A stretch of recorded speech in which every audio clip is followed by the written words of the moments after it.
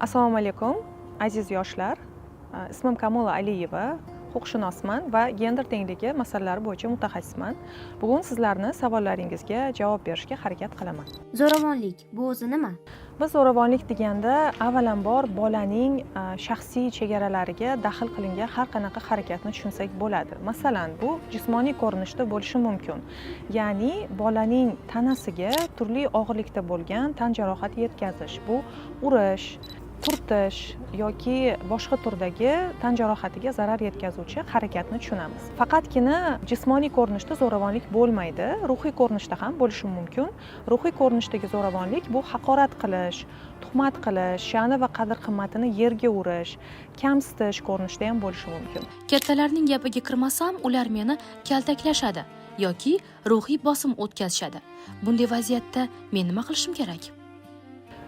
Kattalarni gapiga kirmaganlik uchun bolaga jismoniy zo'ravonlik yoki ruhiy zo'ravonlik o'tkazish bu O'zbekiston qonunchiligiga zid hisoblanadi. Bu noto'g'ri xatti-harakat. Bunday harakatlar sodir etilganda avvalambor maktab o'qituvchilariga yoki psixologlarga yoki bolalar ombudsmaniga, ijtimoiy himoya milliy agentligiga va agarda zo'ravonlik ko'rinishi to'xtamasa, unda ichki ishlar xodimlariga murojaat qilish kerak bo'ladi. Bir necha kun oldin begona inson qo'limni ushlamoqchi bo'ldi. Men bunday vaziyatda nima qilishim kerak? Har bir bola o'zini tanasi bu daxlsiz ekanligini unutmasligi kerak. Sizni tanangizga hech kim, ayniqsa begonalar ruxsatsiz teginishi mumkin emas. Bu sizni shaxsiy chegarangiz hisoblanadi va siz o'z tanangizni doimiy ravishda muhofaza qilishga tayyor bo'lishingiz kerak. Agarda sizni tanangizga begona odam ruxsatsiz teginadigan bo'lsa, o'sha begona odamdan uzoqlashish kerak bo'ladi. O'zini xavfsiz hududga o'tkazish va yaqinlarga murojaat qilish. Bu ota-ona bo'lishi mumkin yoki maktab o'qituvchilari, psixologlar, yaqin do'stlar, aka-ukalar va boshqa qarindoshlar bo'lishi mumkin. Bir begona kimsa rasmlaringni tarqataman deb dugonamga tahdid qildi. Bunday vaqtda dugonam nima qilish kerak?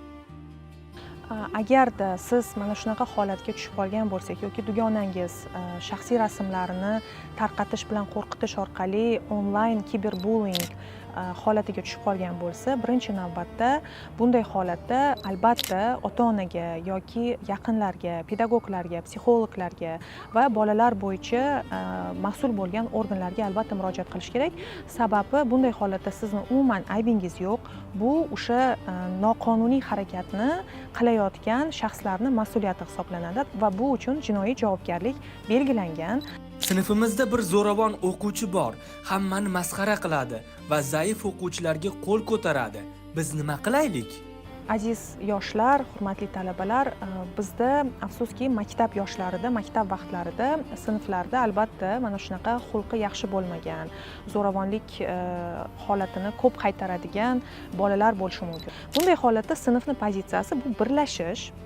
Bunday holatga toqat qilmaslik, chidamaslik albatta sinf rahbariga yoki boshqa o'qituvchilarga, maktab psixologlariga, direktorga, kerak bo'lsa ota-onalarga, yaqinlarga xabar berish kerak bo'ladi va bu yerda maktab mas'ul tashkilot sifatida bolalarning huquqini himoya qilish kerak.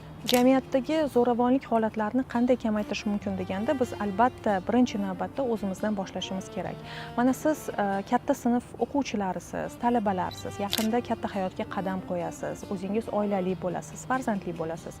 O'shanda o'zingiz ota-ona sifatida farzandlaringizni zo'ravonlikka nisbatan toqatsiz qilib tarbiyalash. Avvalambor o'zingiz tarbiya qilayotganda zo'ravonlikni qo'llamaslik, jismoniy zo'ravonlik, ruhiy zo'ravonlik yoki iqtisodiy zo'ravonlik bolaga nisbatan qo'llamaslik, uni hayotida bu narsa normal ekanligiga yo'l qo'ymaslik, uni kerakli ehtiyojlarga pul berish, boshqalardan ajratmaslik yoki unga nisbatan qandaydir bosim o'tkazmaslik, uni biror bir harakatlarga majburlamaslik. Avvalambor ularni mana shu jamiyatda sog'lom fikrli, zo'ravonlikni normal qabul qilmaydigan avlod qilib yetishtirish sizni qo'lingizda bo'ladi. Agarda biz zo'ravonlikka qarshi kurashmoqchi bo'lsak, biz birlashishimiz kerak va har doim unutmasligimiz kerakki, bu qadamlar avvalo o'zimizdan boshlanadi va kelajak avlodga juda ham katta biz yordam berishimiz mumkin.